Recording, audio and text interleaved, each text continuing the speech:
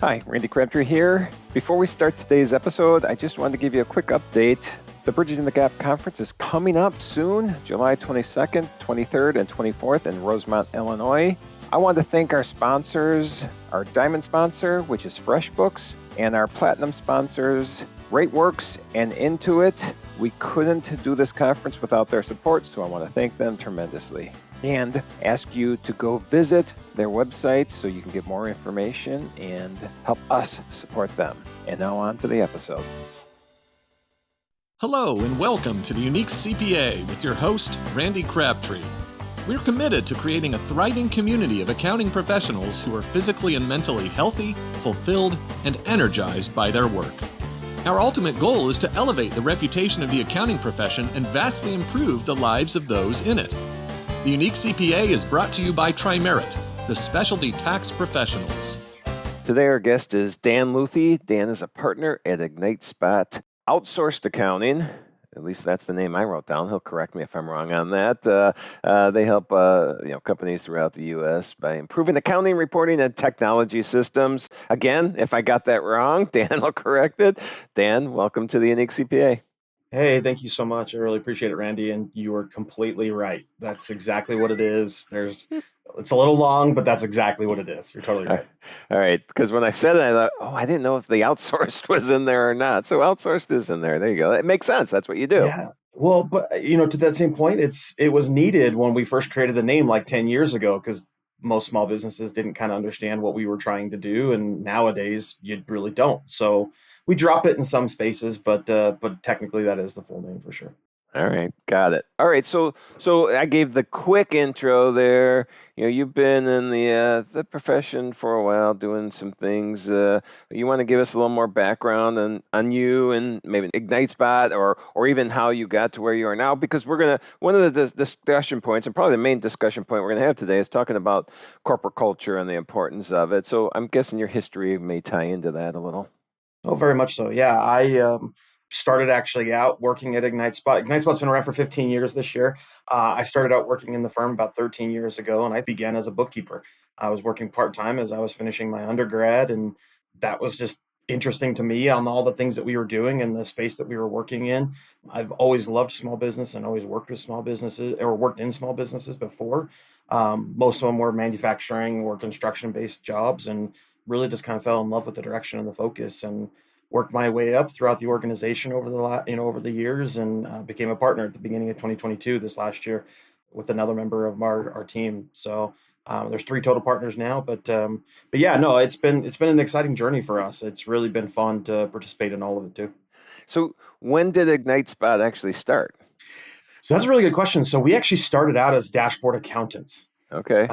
15 years ago, and it was really more focused around trying to create this presentation for small businesses that we were going to work with. And really the kind of the crux of where the company began was our senior partner was an auditor and working with small businesses or doing an audit on a small business, and found out that the bookkeepers that worked for him had overreported his cash by $50,000. So he, of course, had to flag that and communicate that to the client, and the client just completely broke down. Seeing that big of a drop in your cash balance when you're trying to grow is massive, especially 15 years ago when you're just trying to bootstrap everything. And so he felt terrible walking away from that audit and from that experience, and felt like there had to be a better way on how to support clients. And so, of course, we started out as dashboard because you wanted to present that, but we also found over the years that our intent was never just to be a single reporting based solution. It was to be a place to create energy and growth for opportunities for our clients and for our team. And Ignite Spot kind of evolved from that over I think it was about 10, 11 years ago. Wow. And so the one thing that you said is you started there while you were still working on your undergrad. So you've basically had one company you've worked with, one firm you've worked with your entire career. 100%. Yep. Never worked for another accounting firm at all. I had a really good friend, or my brother had a friend or a neighbor that worked for a regional firm, and I went and met with them, and it just wasn't the feel that I was looking for. I didn't love the environment. It was very very uptight, and I dress way different now than I did definitely when I first started in the industry. Yep. We dressed in, button-up shirts and things like that, but being virtual, we have a little more control over that. But that was just too stuffy for me. Like having to wear a tie every day was too much. So found a place that was a very different culture and very different opportunity for me. So, I mean, that's pretty cool. One spot, you don't see that a lot anymore. And then the fact that we were going to talk about culture today, I'm really interested to see if from day one, is that why you've been there? The culture was just great, or is this something evolved over time? What would the input on that be from you? Definitely. Oh, I think a lot of it kind of starts with just who I am as a person individually. Yep. I grew up in a very blue collar environment and always had plans to do something like that. And so when I was going to school at the University of Utah getting my undergrad, I went to a Beta Alpha Psi meeting because they told you that you had to do that kind of stuff. And luckily it was the presenters were actually from Skull Candy headphones. Oh, And wow. these guys came in wearing trucker hats and like flannel shirts before. I mean, and the funny thing is now, of course, that style's back in style nowadays. And they just flat out said, like, we started our career in public accounting and we found that it wasn't for us. Like, and they really focused on make sure you find a fit that like makes you feel like you're a part of the company, that you're excited about what you do, that the energy is there. And like that extremely stuck with me, like 100%. And so when I started working at this job, at first it was get some experience. It was like, kind of create some opportunities, learn so you can decide where you want to go after. And I loved the clients that we worked with. I loved the opportunity and like the service culture that we were trying to focus on. I think we've created a different type of culture over the years, but it was really focused around the deliverable, which was exciting to me. And I just loved it. I fell in love with that story, and I fell in love with that relationship that we had with clients, and I've never left because of it. Oh, that's pretty cool. So let's jump into culture then. Corporate culture, company culture, I don't know, people experience, client experience, Yeah. whatever, wherever we go with this. But so I have this problem with being able to define what a good culture is. I feel, and I think it's spelled out with the people that work with us, but I feel we have a really good culture. We don't lose people. People stick around. People tell their friends about, Tri-Merit. They come work with us. Relatives come work with us. High school best friends, college room, all this stuff. And it's around the culture, but putting that into words, knowing it exists and putting it in words is really tough for me. I Yeah. don't know. Hey, are you able to define a good culture or what it is that you're doing at Ignite Spot that is so cool? I thought about this quite a bit since you and I talked a couple weeks ago, and I feel like the culture aspect is just creating an environment where people want to cohesively work together with the same amount of energy and direction. Yeah. To me, that's really the framework of it, because there's some organizations where you get 50 people together that are just like heads down, run forward as fast as you possibly can. Like that's normal. They love it. They love that excitement. They love that energy. You see it in startups. You see it in things like that. But you also see at the same time too with organizations where people have been around for a really long time, where it's more of a family atmosphere and encouragement and things like that, that they have a great culture, which is very different than the other organization. And some people say certain things are toxic, but I think it's also too like the toxicity may not just be, it may just be because it's not a best fit for you as an individual, but could be a great culture fit for someone else. That's true. That's true. So, and again, I am, developing some presentations on this now that I want to start giving. It actually ties in with for me with the mental health presentations I do, because I think that's a huge part of it. If you're creating a culture or environment where people feel, that they can be themselves and that they can, they aren't stressed out, and they understand that the getting their work done is important, but being themselves is important as well. I think that's great. Is there any specific initiatives you think that you do to make this experience good for the people you work with? Yeah, I think for us, I mean, our goal is always to try to be is to create an opportunity for people to grow and develop. That I feel like is the culture focus that we've always tried to create here, whether it's growing and developing into, in the organization, or growing and developing and creating opportunities for yourself outside the company. We don't shy away from that at all. So, to your comment you made earlier about, your people stay and they love it and they go through that.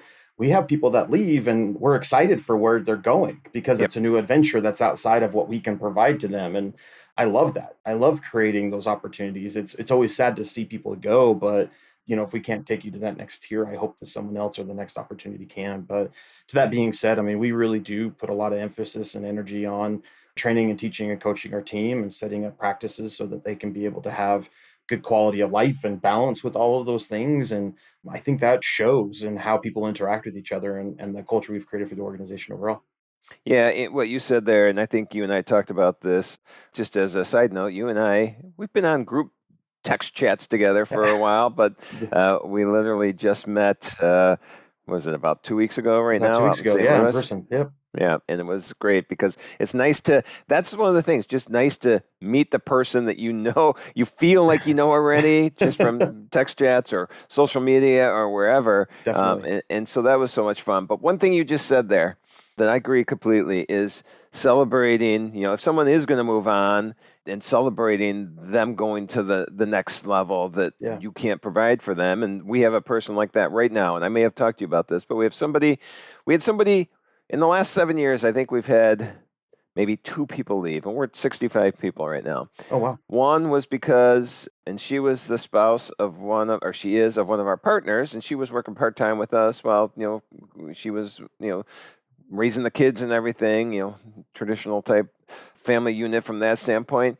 But she's an engineer and decided, it's time to go back to work full time, and got a really great engineering role that she wanted to use those skills. You can use engineering skills with us. And so that was awesome. I mean, seeing her now going and using these skills that she, developed in college. We had someone else leave recently that we didn't want to happen, but they did, and that's fine. But that's one person that in the last 7 years, and now we have somebody that's going to be leaving at the end of the summer because he decided he wants to go to medical school.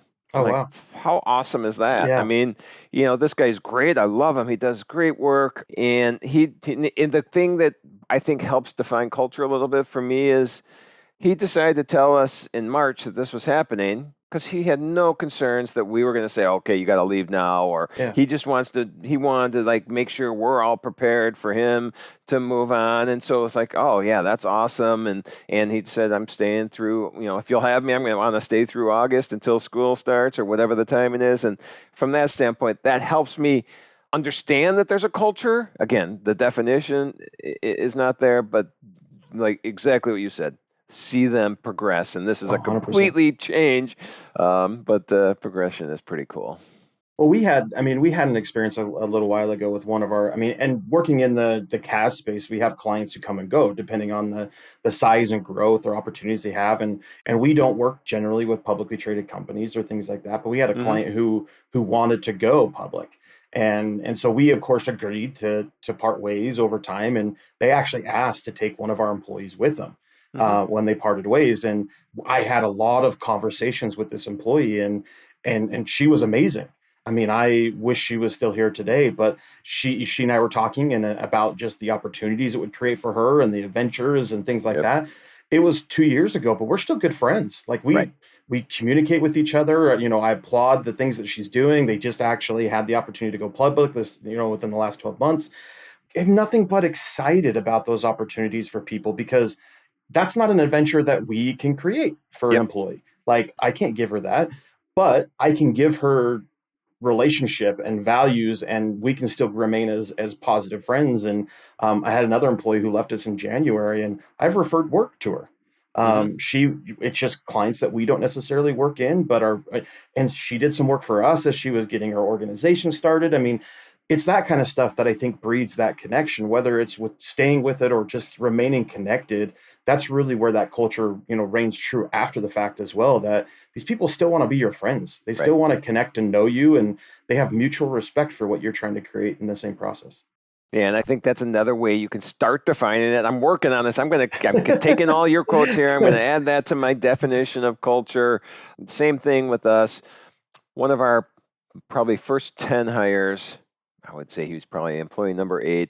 We worked with us for a few years doing project management work. He's an attorney as well.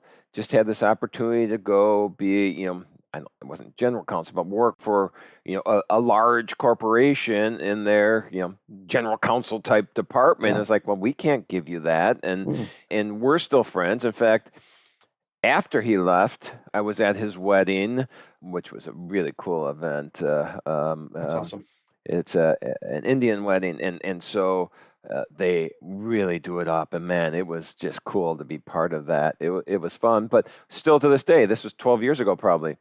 We still communicate. We say so. Same thing again. Yeah.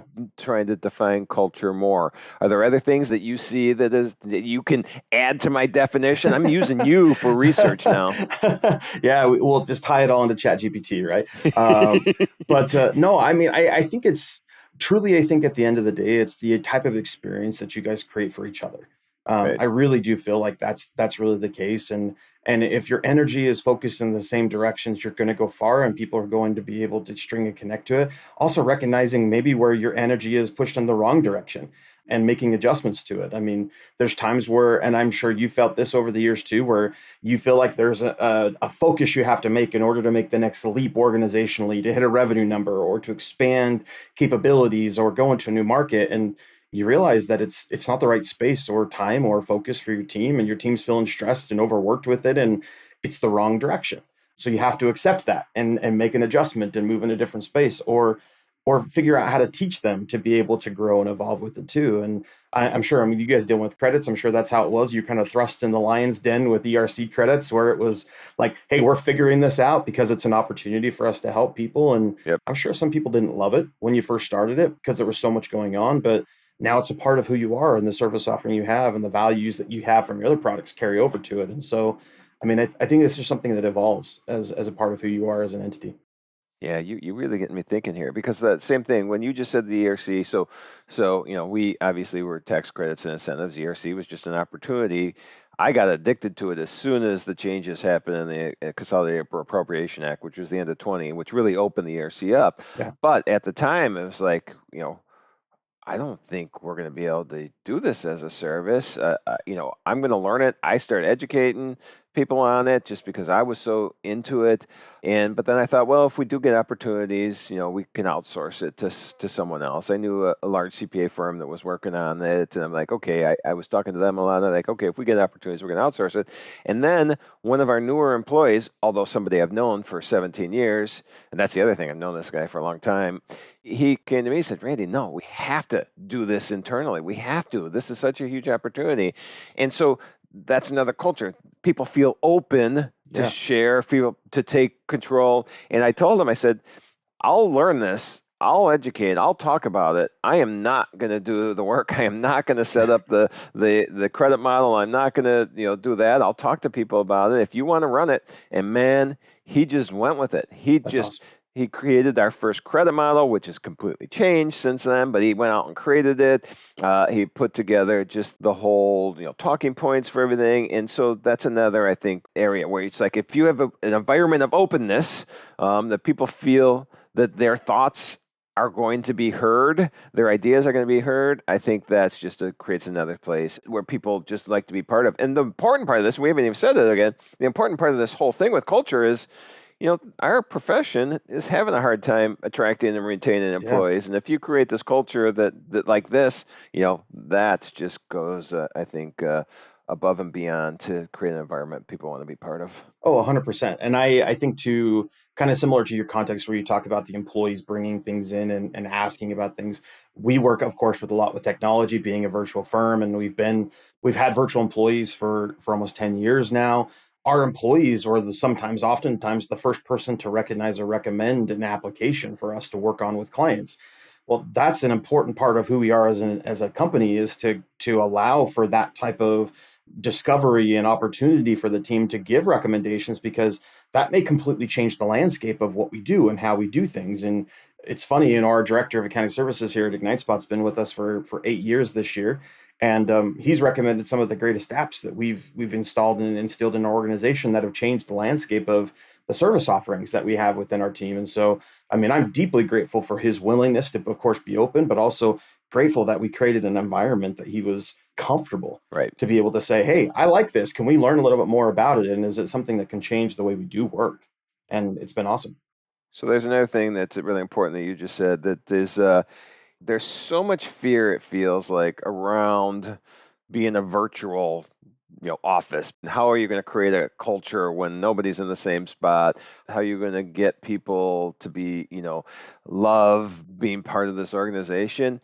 And we're pretty much virtual as well. I mean, we have 65 people. They're all around the country. We do have an office, but nobody's ever there. I mean, honestly, we have a inside sales team that does go in probably once a week. They're just all in one spot. They just helps them because they can share ideas, what they've learned, what they've Yeah. seen. But they can do that virtually too. They just all happen to be in the Chicago area, so they can get together. Is there any specifics that you do to create this camaraderie around everybody being part of a team, even though they're not all in the same spot?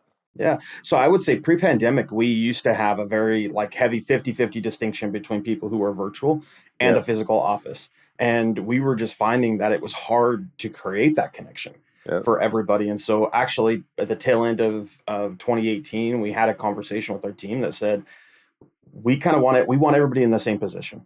And Okay. whether it's good or bad, we really want to create the environment where everybody has the same opportunities. And I'm not just going to fire my really great employees in Florida because we have people here in Utah. And so we asked our team, what do you want? And the funny thing was every single one of them were like excited to go home. It wasn't like, I mean, they saw the energy right there at the start that said, well, Yep. yeah, I want the same opportunities they have. And I don't want to have weird conversations because it's hard to communicate what we had in the office versus not. And it was encouraging that right before the pandemic, all that happened. So we downsized our office. I think it was truly, we signed the contract in November Yeah. of 2018. And then of course the pandemic happened and all the rest of us in our office space went home and then we closed it out. But that is one of the things that I think going all in on that relationship for we want the best quality people in this organization and those are the people we're willing to invest into and so everybody has the same experience plus also just trying to create a communication has been big. But I will say this, over the years we've evolved it. We used to have more one-on-one meetings or more team-related meetings. We were finding that sometimes that was distracting for people too, who just want to do a really good job. And so we've kind of manufactured the way that our interactions are. But we've also added in some different things. We were doing a monthly lunch and learn where you get together and learn something from a partner or from a leadership person. We moved that to quarterly to kind of tie into our traction rocks and goals. But on the other months, we're actually tying in new company activities. And so we're using a tool that provides virtual environments with activities to do things together. And so like this next month, it's like an escape room, a virtual escape room. And Oh yeah. so Yep. people can sign up for that. And I think those are the kind of things that they're not massively expensive for a virtual Right. organization, but it brings a group of people together and makes them feel like it's not just work that they're socializing with. Like they can have fun and it's okay and they get paid to do it. Yeah, we do some of that online virtual, what was the last one we had? It was bring your pet to the office day, even Yeah. though the office is at home, and Yeah. everybody would have we all, we're showing off our dogs and cats and lizards or whatever it was, and That's and and, awesome. and talking about it, and so things like that. But we're very fortunate. Twice a year, we all get together too in one spot, and I think that just helps have fun. But we can do that Yeah. virtually as well. One of the things that I think is important, and I'm guessing you're going to agree as well, is that just getting to know the people other than their job title. Their job title is important, what they do is important, but that solely doesn't define who they are. And so we're very, very big on, and I think he's going to get annoyed that I mention his name so much, but John Garrett and What's Your And? In fact, I just had a call with John yesterday, and John and Jason Stats, actually, we had a call yesterday, and Oh, that's they were awesome. kind of making fun of me of how much How much you talk I about them. yeah, That's funny. but so we celebrate people's ands. I never called it that until I met John, but that's what I call it now. Do you do anything around that? Yeah, I feel like, and this is something that, I mean, over the years, as I've evolved as a manager and a leader, I've realized that the human connection is the most important part of being a leader. So, me understanding and knowing who these people are and understanding their family and their spouse's job and, pets and things like that is crucial. Yep. It's super important because I think it helps them to understand that you actually care about them as a person and as a human, not just a cog in your organization or wheel. And I think that's something that's super significant for us to pay attention to and for us to be open and honest with. And I've tried to communicate that as much as possible to my team that it's anytime there's a new leader comes in, the first thing I ask you to do is we're not changing workflow, we're not evaluating 1,000 things. Know these people, like understand who they are, like understand what's going on in their life today because the moment they feel that connection with you, Yep. they're going to let you know when they don't understand something. They're going to let you Right. know when they need to learn something. And I'll use the example of this. I mean, our director of accounting services, his name's Corbin right now. He's been, like, as I mentioned before, he's been with us for 8 years. Well, there's a period of time where he was a leader before in our organization. And he and I had a conversation where he said, this role doesn't fit me. Hmm. It's not what I want to do, and it doesn't make me feel like I'm accomplishing things.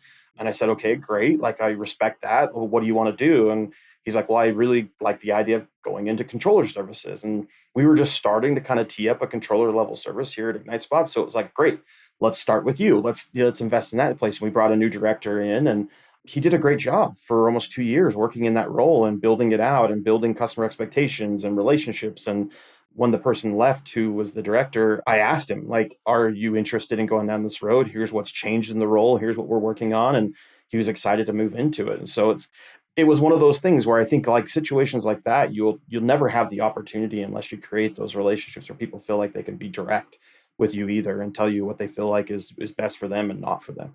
Yep. And I think one of the biggest things, and you mentioned leadership there, in my mind, and I'm not perfect. Anybody can disagree with me, but I think as a leader, being vulnerable, showing empathy, I mean, those things are so important because let me give you a quick story. I think I might have told you this. I don't know. But I do a lot of presentations on mental health, and I did one recently for a big firm. And at the end of that presentation, we're talking about burnout in the profession, which is way too common, and there's so many 100%. things we could do about it. But at the end of this presentation, I mean, in there I talk about mental illness as well, and depression and anxiety and all these things that can develop if we don't control the stress in our profession. And at the end of this presentation, this managing partner comes up, on stage with me and starts thanking me and talking about it and starts sharing, being vulnerable, sharing his story, dealing with depression in his family. Obviously, he, was getting emotional, and you could just see, I'm looking in the audience and I could see that, man, they felt so like this openness that they can now talk about anything because he's there sharing this. He's being vulnerable. He's showing how important it is to allow these things to be in the open and not stigmatized or anything. And that vulnerability, I could tell that changed. I think not their environment was bad because they already had me in to Yeah. talk about something like this, but it just changed the atmosphere, and I'm guessing that made a big difference for the people that work there. So that was pretty cool to see. Well, that's the leveling up aspect, right? Like, that's the opportunity, because I think this is the part that a lot of people miss when they're trying to figure out how to create a culture. Sometimes they go over the top, Mm-hmm. right? They look at, well, Google used to do this, or Apple does this, or I heard Right. this really great thing about what Randy did on his podcast, and so I want to try that right away, Right. right? Yep. And the reality of it is that might not be the best fit for you as an organization to do those things. I mean, when we were in person, we tried the beanbag toss and cornhole and ping pong and all that other kind of stuff. Right. And it wasn't our culture. It wasn't who we were as a company. The human side was something that was more important to us, like connecting with people for their individual, natures and things that they love and all that kind of stuff. Like, that was much more significant for us as a company. And so as we've dove into it, 100%, we've become more vulnerable over the time, but we didn't start being like, hey, here's my baggage, know Right. who I am, and this is what it's going to be. It's a very different environment. And I mean, one of the people on my team is like, absolutely loves Taylor Swift. And I joke with her a little bit about it because, honestly, I don't mind her music. I think it's great. I think she's a wonderful performer. My daughter loves her too. And so we always joke about it. So when she was in concert, she went to it. Like, we chatted for like 10 minutes on Slack about how great the concert was. Like, Right. those kind of things that, I'm this big burly bearded, partner in this firm. Like, no one wants to have a conversation about Taylor Swift. Like, it was just fun to make sure to see what kind of experience she had. And I loved that she felt comfortable enough to Yep. be able to talk about it. And I think those are the simple things. And it's not just laying down all these, walls that you have as an individual and being open about every part of your life, but Right.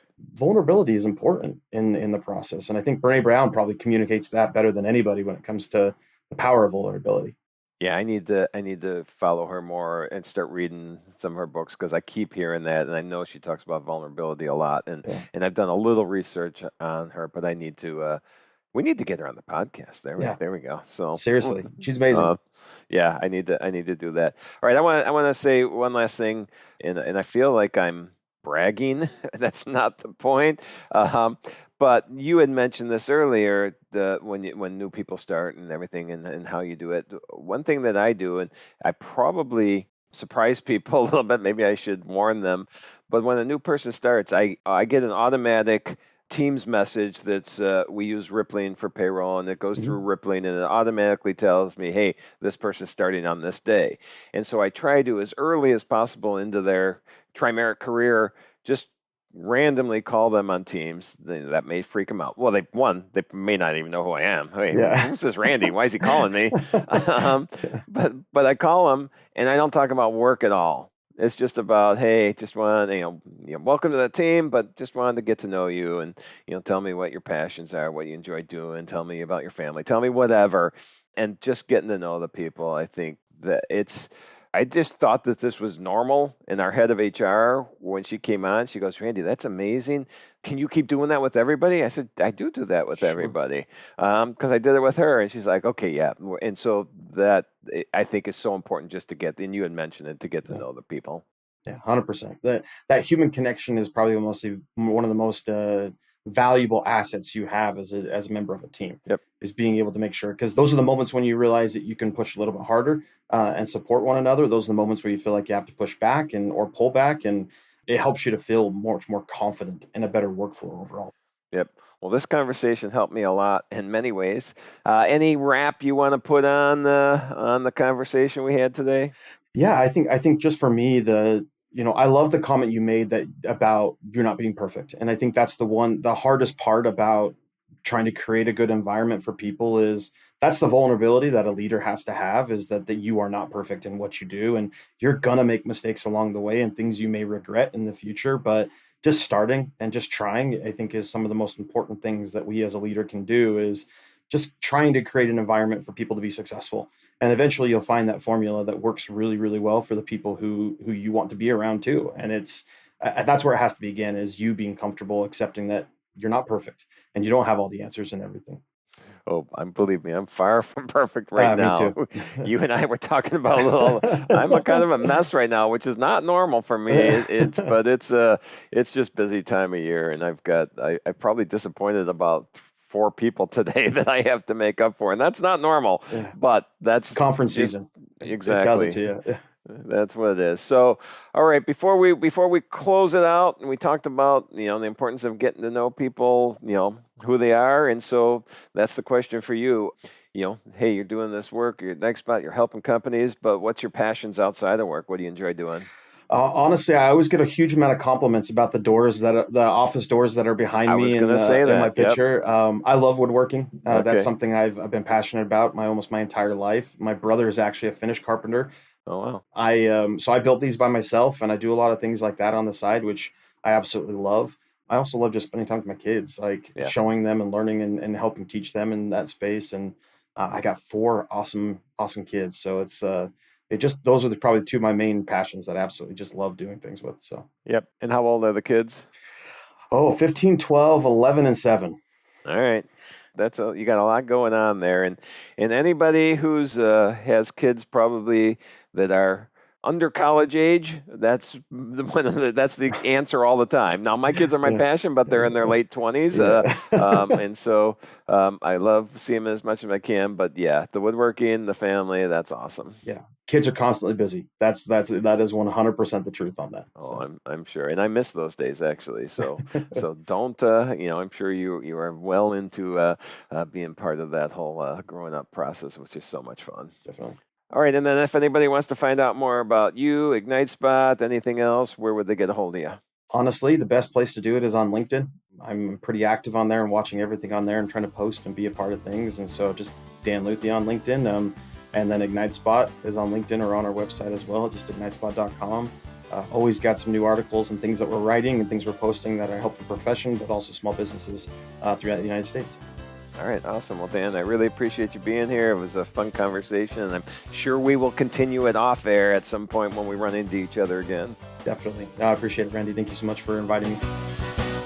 Thank you for joining us today on the Unique CPA. You can find the show notes for today's episode and learn more about TriMerit at theuniquecpa.com. Remember to subscribe and leave a 5-star rating on your favorite podcasting app. And join us next time for more expertise and insights on the Unique CPA. Professionalproductions.net